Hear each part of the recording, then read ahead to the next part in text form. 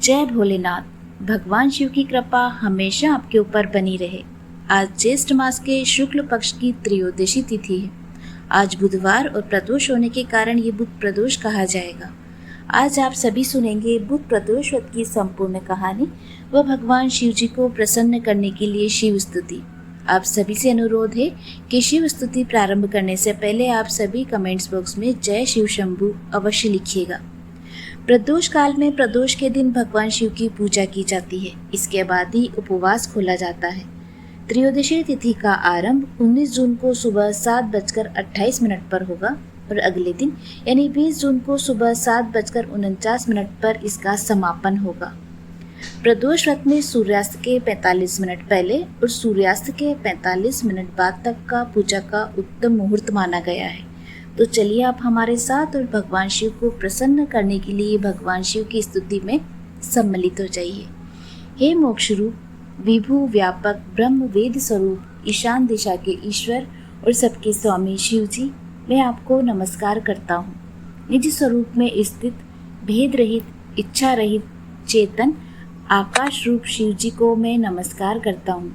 निराकार ओंकार के मूल तुरीय वाणी ज्ञान और इंद्रियों से परे कैलाशपति विकराल महाकाल के विकाल कृपालु गुणों के धाम संसार से परे परमेश्वर को मैं नमस्कार करता हूँ, जो हिमाचल के समान गौरवर्ण तथा गंभीर है, जिनके शरीर में करोड़ों कामदेव की ज्योति एवं शोभा है, जिनके सिर पर सुंदर नदी गंगा जी विराजमान है, जिनके ललाट पर द्वितीया का चंद्रमा और गले में सर्प सुशोभित है, जिनके कानों में कुंडल शोभा पा रहे हैं, सुंदर प्रकृति और विशाल नेत्र है, जो प्रसन्न मुख नीलकंठ और दयालु है, सिंह चर्म का वस्त्र धारण किए मुंडमाल पहने उन सबके प्यारे और सबके नाथ श्री शंकर जी को मैं भजता हूँ।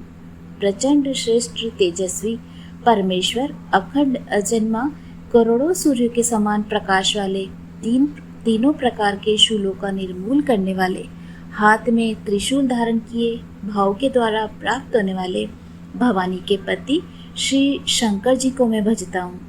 कलाओं से परे कल्याण स्वरूप प्रलय करने वाले, सज्जनों को सदा आनंद देने वाले, त्रिपुरासुर के शत्रु सच्चिदानंद घन मोह को हरने वाले, मन को मत डालने वाले, हे प्रभु प्रसन्न होइए प्रसन्न होइए।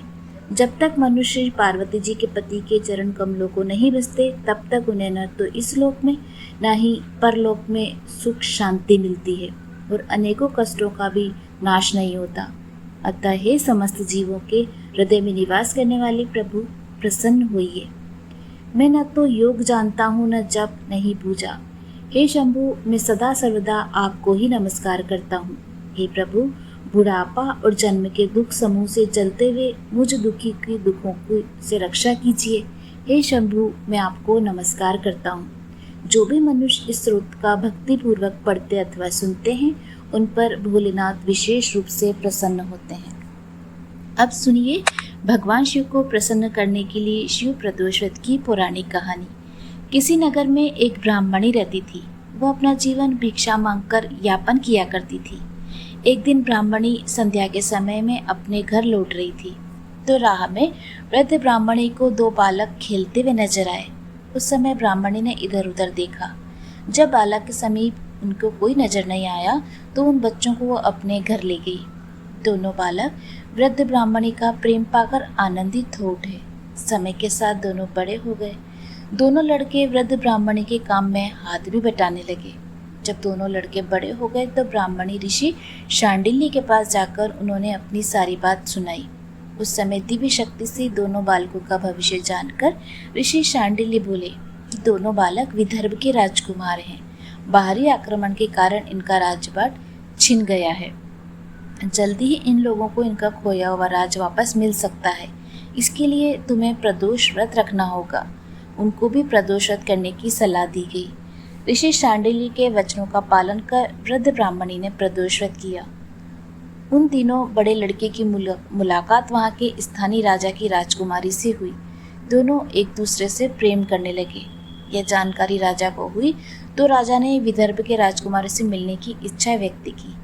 विदर्भ के राजकुमार से भेंट के बाद राजा ने विवाह की आज्ञा दी। विवाह के बाद दोनों राजकुमारों ने अंशुमति के पिता की मदद से विदर्भ पर हमला कर दिया।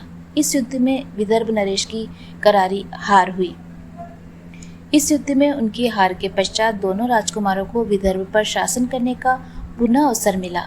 राजकुमारों ने वृद्ध ब्राह्मणी को प्रणाम कर अपने राज्य में उनको स्थान दिया। साथ ही वृद्ध ब्राह्मणी को मां का स्थान दिया। वृद्ध ब्राह्मणी ने आजीवन प्रदोषव्रत की ठानी। उम्मीद है आपको ये आज की शिव प्रदोषव्रत की कहानी भी पसंद आई होगी। इसी तरह की अन्य कहानियाँ सुनने के लिए आप हमारे चैनल से जुड़े रहिए और अगर आप इसे नए जुड़े हैं तो सब्सक्राइब अवश्य कीजिएगा। जय भोलेनाथ।